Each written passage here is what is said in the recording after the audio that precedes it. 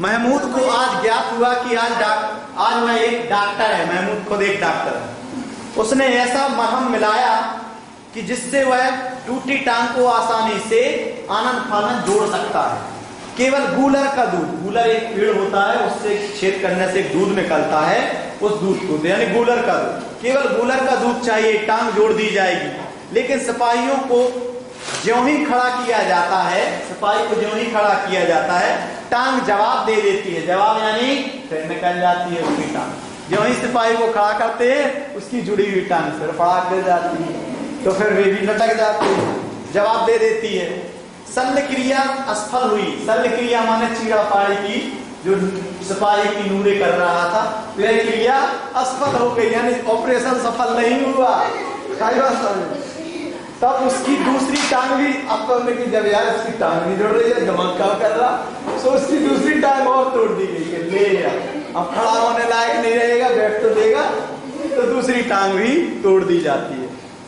अब कम से कम यह एक जगह आराम से बैठ तो सकता है, एक टांग ना हो तो काम चल सकता है, चल सकता था ना, बैठ सकता था। पर सिपाही सन्यासी हो गया। अब सिपाही क्या बन गया? बाबा या साधु संतों की तरह सन्यासी हो गया, एक जगह बैठ गया। सिपाही तो दौड़ धूप करने वाला होता है, अब दोनों पैर टूट गए तो अब सन्यासी बन गया। सुने अब मियां हामिद का हाल सुनिए। इतने तो अपन ने मजाक उनके दोस्तों के लिए, अब हामिद सुनिए। अमीना उसकी आवाज सुनते ही दौड़ी और उसे गोद में उठाकर प्यार करने लगी। सहसा उसके हाथ में, अचानक उसके हाथ में चिमटा देखकर चौंक गई। यह चिमटा कहाँ था? मैंने मोल लिया है। कै पैसे में? 3 पैसे में। उसको पता था कि इसके पास 3 ही पैसे थे। अमीना ने छाती पीट ली। यह कैसा बेसमझ लड़का है। पहले गुस्सा हो रही है, लेकिन जब उसकी गुस्से की बात, गुस्से में जो हामिद अपना जवाब देगा, फिर उसकी गुस्सा प्रसन्नता में और खुशी में बदल जाती है। सुने, अमीना ने छाती पीट ली। यह कैसा बेसमझ लड़का है। दोपहर हुआ, कुछ खाया ना पिया, लाया क्या? चिमटा। सारे मेले में तुझे और कोई चीज ना मिली जो यह लोहे का चिमटा उठा लाया। हामिद ने अपराधी भाव से कहा। उसने सोचा कि अम्मा या दादी मुझ पर गुस्सा हो गई, तो मैं गुनहगार हूँ या मैं अपराधी हूँ। तो हामिद ने अपराधी भाव से कहा, तुम्हारी उंगलियां तवे से जल जाती थीं, इसलिए मैंने इसे लिया। अब बुढ़िया का क्रोध तुरंत स्नेह में बदल जाता है, गुस्सा तुरंत प्रेम में बदल जाता है। और स्नेह भी वह जो प्रगल्भ हो, स्नेह वह जो असीम हो, ऐसा प्रेम जिसे मुंह से ना कहा जा सके, ऐसा प्रेम, ऐसा स्नेह जो अंतर आत्मा में आनंद देने वाला हो, प्रगल्भ हो और अपनी सारी कसक शब्दों में बिखेर देता है। और जो वो अंदर से कचोट हो रही थी, वह पूरी कचोट, पूरी कसक शब्दों में दादी को सुना देता है। वह मूक स्नेह, मतलब ऐसा प्रेम जो मूक है। मूक माने, देखो जब प्रेम होता है अच्छा, तो अपन मुंह से कुछ नहीं बोल पाते, रोना या आंसू आते हैं या खुशी से हंसी आती है। आएगा समझ? मूक स्नेह था, खूब ठोस रस और स्वाद से भरा हुआ प्रेम था। ऐसा प्रेम जो बहुत ठोस था, मजबूत था, रस से भरा हुआ था, स्वाद से भरा हुआ था। बच्चे में कितना त्याग है। अब देखो वो मन में सोचती है कि बच्चे में कितना त्याग है, कितने अच्छे भाव है। सद्भाव माने कितनी अच्छी भावना है और कितना विवेक है। विवेक माने कितना अच्छा ज्ञान है। दूसरों के खिलौनों को लेते हुए, मिठाई खाते हुए इसका मन नहीं ललचाया होगा। इतना जब्त इसे कैसे हुआ? जब्त माने सब्र, इतना सब्र इसे कैसे हुआ? और वहां भी तो इसे अपनी बूढ़ी दादी याद बनी रही। बताओ, सब खाना खा रहे हैं, सब मिठाइयां खा रहे हैं, खिलौने खरीद रहे हैं, झूल रहे हैं, उसके बावजूद भी इसे दादी की याद बनी रही। अमीना का मन गदगद हो गया, यानी बहुत प्रसन्न हो गया। वह रोने लगी और दामन फैलाकर, कपड़े को फैलाकर हामिद के लिए दुआएं मांगने लगी, हामिद के लिए अल्लाह से दुआएं मांगकर दुआएं देने लगी। आंसू की बड़ी बड़ी बूंदें गिरती जाती हैं। हामिद का रहस्य, हामिद इसका रहस्य क्या समझता? हामिद इसका रहस्य, हामिद तो छोटा है, वो थोड़ी समझ रहा था कि अब दादी माँ मेरी बात सुनकर के बहुत प्रसन्न हो गई हैं। आए बात समझ में? उसे तो ये लग रहा था कि दादी माँ भी गुस्सा हैं, क्रोध में हैं। समझ में आया? बहुत बड़ी कहानी थी। यह किसने लिखी है ईदगाह? मुंशी प्रेमचंद ने। मुंशी प्रेमचंद। तो मुंशी प्रेमचंद उपन्यास के सम्राट कहे जाते हैं। कक्षा 4 में भी हमने पढ़ाया था। इनने गोदान उपन्यास लिखा है और भी इनने कई उपन्यास लिखे हैं। तो मुंशी प्रेमचंद उपन्यास के सम्राट कहे जाते हैं और इन्हें कहानीकार, इन्हें कम से कम 300 कहानियां लिखी हैं। और मुंशी प्रेमचंद ने सबसे ज्यादा समाज के बारे में, परिवारों के बारे में, अमीरी गरीबी के बारे में सबसे ज्यादा कहानियां लिखी। इन्हें उर्दू का भी ज्ञान था और हिंदी का भी ज्ञान था। सुने बेटे, प्रेमचंद का वास्तविक नाम मुंशी धनपत राय था। इनका जन्म काशी के पास, काशी बनारस सुना है, उत्तर प्रदेश में है, काशी के पास लहमी नामक गांव में हुआ था। उन्होंने आरंभ में उर्दू तथा बाद में अंग्रेजी शिक्षा प्राप्त की। पहले उर्दू फिर बाद में अंग्रेजी शिक्षा। क्वींस कॉलेज बनारस से बीए की शिक्षा प्राप्त की। बनारस में एक क्वींस कॉलेज है, क्वींस कॉलेज में इन्होंने बीए की शिक्षा प्राप्त की। मुंशी प्रेमचंद ने लगभग 300 कहानियां लिखी। मैंने पहले बता दिया, आपको सम्राट व कहानियों का सम्राट व उपन्यासों का सम्राट कहा जाता है। मुंशी प्रेमचंद को कहानियों का सम्राट तथा उपन्यासों का सम्राट कहा जाता है। समझ में आया? मुंशी प्रेमचंद को क्या कहा जाता है? कहानियों और उपन्यासों का सम्राट कहा जाता है। हाँ बता रमेश, मुंशी प्रेमचंद को क्या कहा जाता है? चल तू बता हेमंत, मुंशी प्रेमचंद को क्या कहा जाता है? सर मुंशी धनपत राय। अरे वो तो उनका नाम है, कहानियों का और उपन्यासों का सम्राट। कोई नहीं सुन रहा था, ये दो तो सुनते ही नहीं, ये सब बैठते हैं। निम्नांकित प्रश्नों शब्दों के अर्थ शब्दकोश से खोज कर लिखिए। मनोहर माने मन को हरण करने वाला यानी रमणीय। मनोहर माने रमणीय, ठीक है। प्रदीप्त माने प्रज्वलित या उजाला। सुहावना माने सुहावन यानी सुंदर। सुहावन माने सुंदर। पृथक माने अलग।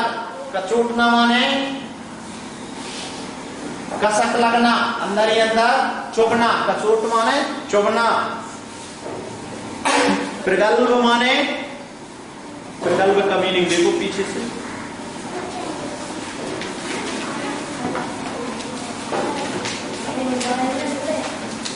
वाह।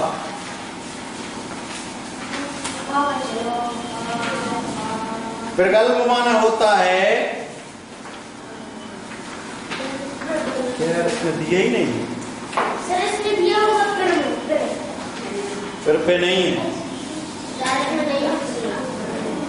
नहीं है। चलो सुने, मैं देख के बता दूंगा। नहीं, प्रगल्भ माने प्रगति नहीं होता। प्रगल्भ माने होता है, बताएंगे रुको। विपन्नता माने गरीबी। विपन्नता माने गरीबी। और जब्त माने सब्र करना। जब्त माने सब्र करना। निम्नलिखित प्रश्नों के उत्तर लिखिए। अब ध्यान से सुनना। बच्चों को ईदगाह जाने की जल्दी क्यों पड़ी थी? क्योंकि वह 30 दिन के रोजे के बाद या पूरे साल भर ईद का इंतजार करते हैं, इसलिए ईद का दिन आने पर सब लोगों को ईदगाह जाने की जल्दी पड़ी थी। ईदगाह पर किस तरह का दृश्य था? ईदगाह पर बड़ा ही मनोरम, मनभावन दृश्य था। वहां पर लाखों लोग अल्लाह के सजदे में अपने सर एक साथ झुकाते थे, एक साथ उठ जाते थे और एक साथ घुटने टेकते थे। ऐसे लग रहा था कि सभी लोग भ्रातृत्व के सूत्र में बंधे हुए हों, पिरोए हुए हों। समझ में आया?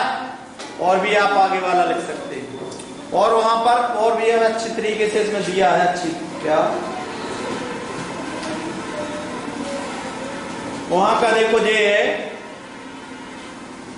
दृश्य इस्लाम, ये यहां से है लाखों सिर एक साथ सजदा में झुक जाते थे, फिर सबके सब एक साथ खड़े हो जाते थे, एक साथ झुकते हो एक साथ घुटने के बल बैठते।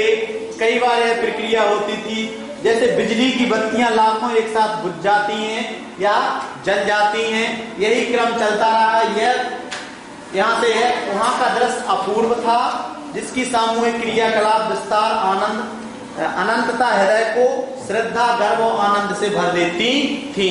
वहां के दृश्य को देखकर ऐसे लग रहा था कि जैसे भाईचारे का धागा समस्त आत्माओं को एक लड़ी में पिरोए हुए हो। तो ये थोड़ा बड़ा है उस तरह का। मेले का वर्णन अपने शब्दों में कीजिए।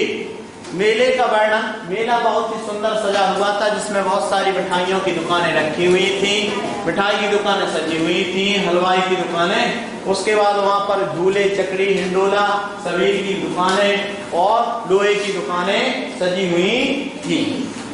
ठीक है, उसको सीधा रख लो। उसके बाद ईदगाह में कौन कौन सी दुकानें सजी हुई थी?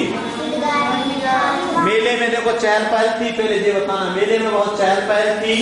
मेले में विभिन्न गांव के लोगों की टोलियां जा रही थी। मेले में जहां पर ईदगाह था वहां पर सभी लोग सजदे के लिए अपने सर झुका रहे थे और वहां का दृश्य बहुत ही आनंद पूर्वक लग रहा था। शोर शराबा, कोई तांगे से आ रहा था, कोई एक के तांगे पर सवार था, कोई बस में था, कोई गाड़ी पर था और वहां पर बहुत अनोखी अनोखी वस्तुएं दिख रही थी। तो ये तो हो गया मेले का वर्णन। अब ईदगाह में कौन कौन सी दुकानें सजी थी? ईदगाह में लोहे की दुकान, सबील की दुकान, हलवाइयों की दुकान, कपड़ों की दुकान, सभी दुकानें सजी हुई। नूरे का वकील कैसा सजा था? नूरे के वकील का चेहरा इतना चमक रहा था जैसे वह बहुत ही विद्वान हो। ठीक है, और शरीर पर एक चोगा पहने हुए था, गले में सफेद अचकन पहने हुए था, जेब में क्या लगाया था? जेब में घड़ी लगाए हुए था और एक जंजीर पहने हुए था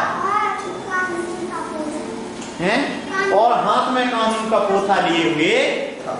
ऐसा सजा था नूरे का वकील। हामिद ने ईद के मेले से चिमटा क्यों खरीदा? हामिद ने ईद के मेले से चिमटा इसलिए खरीदा क्योंकि वह मेला जाते वक्त वह पैसे उसके पास कम थे और बर्बाद नहीं करना चाहता था। उसको तो अपनी दादी जब रोटी उसको अपनी दादी की याद आ रही थी कि एक बार में उसने कई बार देखा कि मेरी दादी रोटी बनाते समय मेरी दादी की उंगलियां जल जाती हैं, तो क्यों ना मैं उन्हें चिमटा खरीद कर ले जाऊं। ठीक है, तो फिर से हामिद ने ईद के मेले से चिमटा क्यों खरीदा? हामिद ने ईद के मेले से चिमटा इसलिए खरीदा क्योंकि रोटी बनाते समय उसकी दादी की उंगलियां जल जाती थी, इसलिए उसने सोचा कि अगर मैं चिमटा लेकर जाऊंगा तो दादी बहुत दुआएं देगी। ठीक है, और ये दुआएं अल्लाह तक सुनी जाती। हामिद के चिमटे को देखकर दादी नाराज क्यों हो गई? क्या दादी की यह नाराजगी वापस थी, वास्तविक थी? हामिद के चिमटे को देखकर दादी नाराज इसलिए हो गई क्योंकि उसके पास 3 पैसे थे और तीनों पैसे का चिमटा लेकर आया था, उसने कुछ खाया नहीं था। तो दादी को लगा कि यह चिमटा की कोई जरूरत नहीं थी, फिर भी यह ले आया। लेकिन जब हामिद ने बताया कि आपकी रोटी बनाते समय उंगलियां जल जाती थी, इसलिए मुझे चिमटा दिखाई दिया और मैं चिमटा ले आया हूँ, तो दादी प्रगल्भ होकर उससे बड़े स्नेह से दामन फैलाकर भगवान अल्लाह से दुआएं मांगने लगी और वास्तव में यह नाराजगी वास्तविक नहीं थी। यह नाराजगी वास्तविक थी क्या? नहीं थी। हामिद नहीं उसे समझ पा रहा था। किसने कौन सा खिलौना खरीदा? सही जोड़ी मिलाइए और खिलौने पर एक एक वाक्य लिखिए। मोहसिन ने क्या खरीदा? मोहसिन ने भिश्ती खरीदा। ठीक है। महमूद ने क्या खरीदा? सिपाही। हामिद ने चिमटा और नूरे ने वकील। एक एक वाक्य भी लिखना है। मोहसिन ने भिश्ती खरीदा। जो मोहसिन की बहन ने भिश्ती को खुशी के मारे उठाया और लिया तो उसके हाथ से छूटने पर उसका भिश्ती सुधार हो गया। महमूद ने क्या खरीदा? सिपाही लेकर आया। तो महमूद अपने दोनों भाइयों के साथ सिपाही को टोकरी में रखकर बाहर निकले और साथ सोने वाले जागते रहो। अंधेरी रात में उसका पैर कहीं फंस गया तो वह नीचे गिर गया तो सिपाही साहब नीचे आ गए। ठीक है। हामिद ने चिमटा खरीदा। हामिद को अपनी दादी की रोटी बनाते समय उंगलियों जलने की याद आई और उसने जूता खरीद लिया। नूरे ने वकील खरीदा। नूरे ने वकील को बिठाने के लिए दीवार में 2 कुटियां लगाई, उस पर एक पटरा बिछाया, पटरे पर सफेद काला कागज बिछाया और उस पर वकील साहब को बिठा रहा। वकील साहब को हवा करने लगे। ना जाने हवा से या पंखे की चोट से वकील साहब ऊपर से नीचे आ गए, स्वर्गलोक से मृत्युलोक में आ गए। रिक्त स्थान की पूर्ति कीजिए। पूरे 30 रोजे के रमजान के पूरे 30 रोजे के बाद ईद आई है। रमजान क्यों भर रहा है? जैसे रमजाना बनना है। लाखों सर एक साथ सजदे में झुक जाते हैं। मानो भ्रातृत्व का सूत्र, भ्रातृत्व माने भाईचारा, मानो भ्रातृत्व का एक सूत्र इन समस्त आत्माओं को एक लड़ी में पिरोए हुए है। दिए गए शब्दों में हिंदी समानार्थी शब्द चुनकर लिखिए। देखिए, रोजा माने क्या होता है? उपवास। रोजा माने क्या होता है? उपवास नहीं होता। उसके बाद सलामत का क्या होता है बताओ? सलामत का है कुशल, ये हिंदी शब्द है।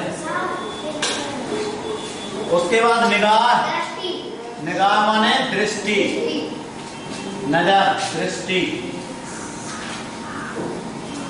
उसके बाद मिजाज माने स्वभाव, नहीं आया समझ में?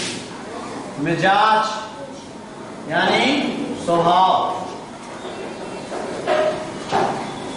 उसके बाद क्या आया अगला शब्द? तकदीर। हाँ, तकदीर। तकदीर माने भाग। खबर माने समाचार। जहान माने संसार। जहान माने संसार, जहान। उसके बाद क्या है? अजीब माने अजीब। अजीब माने विचित्र। निम्नलिखित मुहावरों का वाक्य में प्रयोग कीजिए। मुंह चुराना माने नजर से बचना। मुंह चुराने का अर्थ क्या हो गया? नजर से बचना। ठीक है।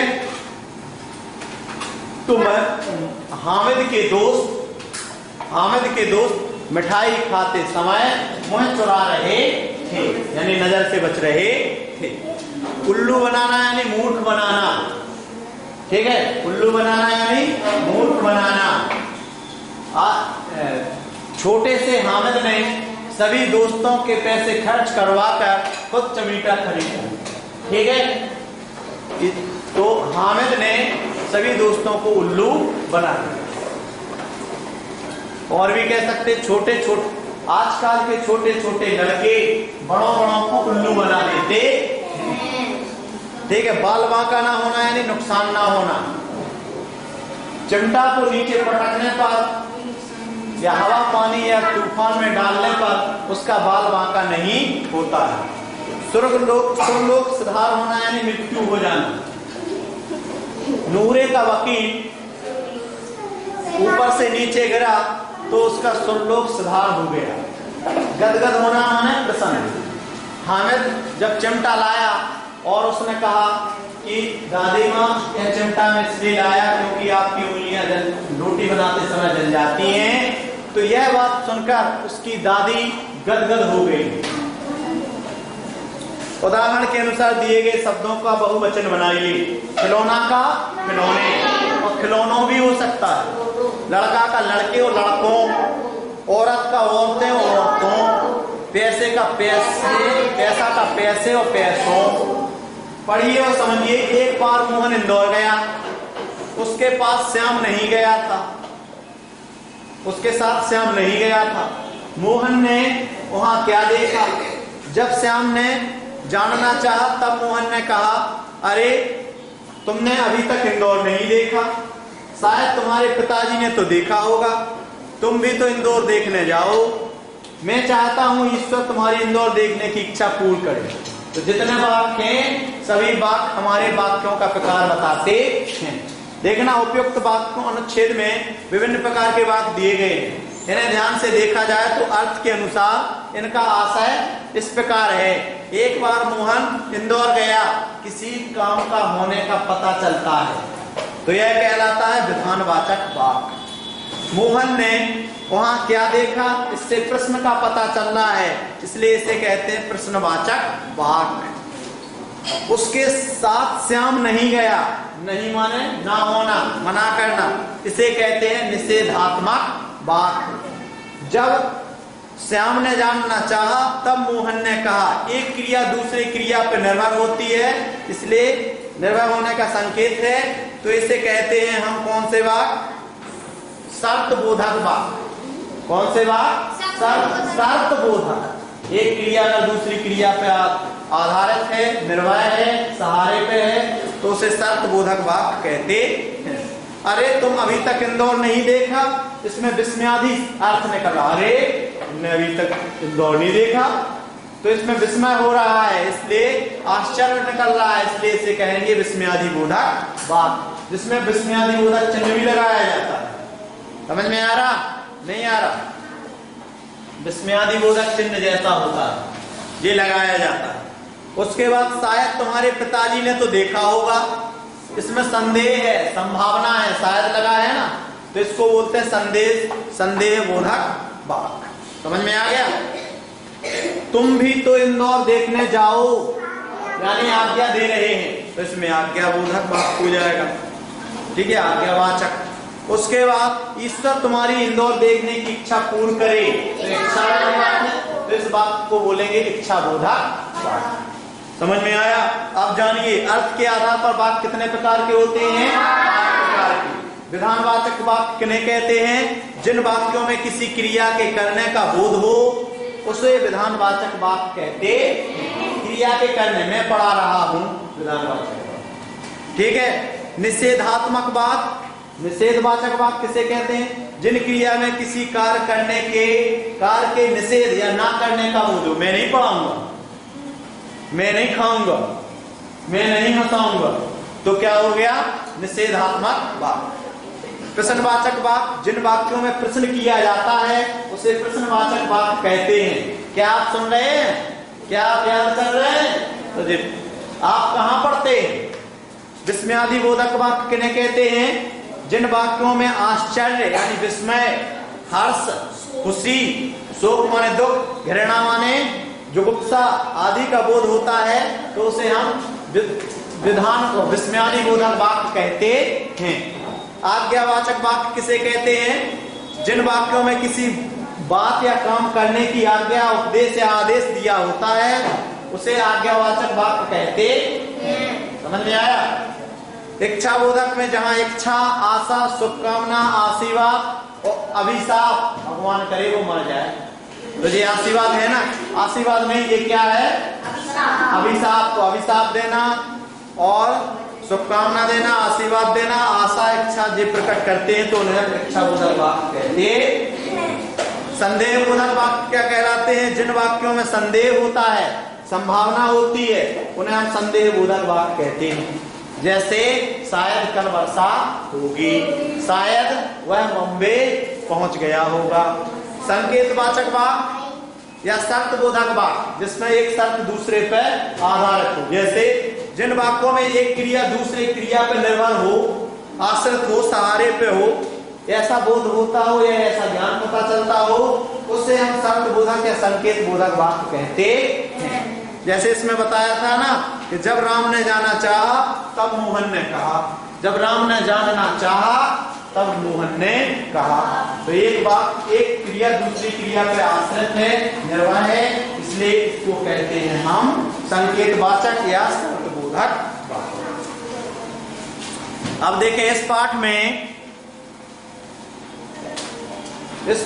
से अर्थ के आधार पर विभिन्न प्रकार के वाक्यों को छांट कर लिखिए और पढ़िए और समझिए। मेरे पास काला घोड़ा है, तो घोड़ा की विशेषता क्या है? काला। तो घोड़ा आपका कौन सा शब्द है? विशेष। घोड़ा क्या है? विशेष। ये क्या है? विशेष, जिसकी विशेषता बताई जा रही है। और विशेषण कौन सा है? काला। विशेषण काला। समझ में आया? उसके बाद मीठे आम लाओ, तो आम क्या है? विशेष, और मीठे क्या है? विशेषण। उसके बाद योग्य व्यक्ति उन्नति करते हैं, तो व्यक्ति क्या है? विशेष, और योग्य माने क्या हो गया? विशेषण। उसके बाद सुंदर लड़की आ रही है, तो लड़की क्या है? विशेष, और विशेषता क्या है? सुंदर। समझ में आ गया? तो संज्ञा और सर्वनाम तो विशेष कहलाते हैं, और जो विशेषता बताते हैं वे विशेषण कहलाते। उपयुक्त वाक्य में काला, मीठा, योग्य, सुंदर शब्द क्रमशः घोड़ा, आम, व्यक्ति और लड़की की विशेषता बता रहे हैं। यह भी जानिए जो संज्ञा या सर्वनाम की विशेषता बताते हैं उन शब्दों को विशेषण कहते हैं। जैसे काला, मीठा, योग्य, सुंदर, ये विशेषण शब्द है।